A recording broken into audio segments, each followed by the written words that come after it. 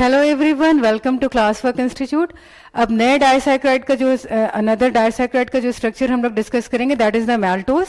Maltose जो है वो अल्फा ग्लूकोज के दो अल्फा ग्लूकोज जो दो मोनोसेक्राइड्स है उनके लिंकेज के बीच में बनता है। तो ये लिंकेज कैसा होता है?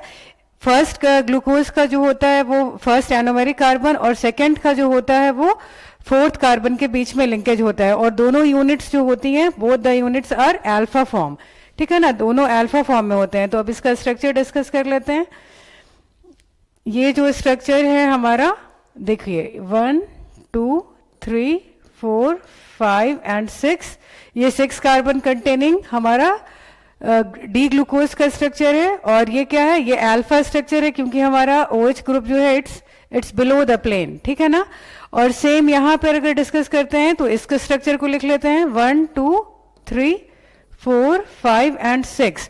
तो अब लिंकेज कहाँ बनना है? लिंकेज बनना है between first and fourth carbon. ठीक है ना। फर्स्ट जो है ये फर्स्ट एनोमेरिक कार्बन है और सेकंड जो है वो क्या है? ये जो सेकंड ग्लूकोज का रेसिड्यू है उसका फोर्थ कार्बन का जो हाइड्रोक्साइल ग्रुप है, इन दोनों के बीच में बॉन्ड का फॉर्मेशन होता है। ठीक है।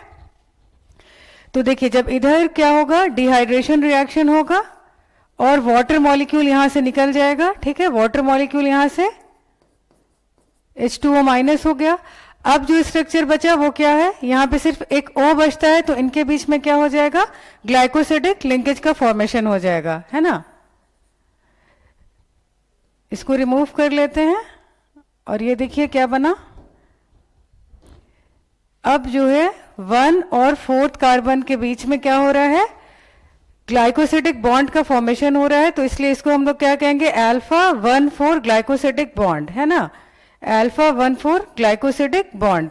तो ये एग्जाम में आ सकता है कि माल्टोज में कौन सा लिंकेज होते हैं और इसका क्या मोनोमर है। तो मोनोमर क्या है? सेम है, अल्फा ग्लूकोज इधर भी होता है अल्फा डी ग्लूकोज और सेकेंड इसका जो मोनोमर होता है वो भी अल्फा डी ग्लूकोज होता है। और इनके बीच का लिंकेज क्या है? ये 1,4 ग्लाइकोसिडिक लिंकेज है। होप ये माल्टोज का स्ट्रक्चर आप लोगों को बहुत अच्छे से समझ में आ गया हो। Okay then, thank you very much.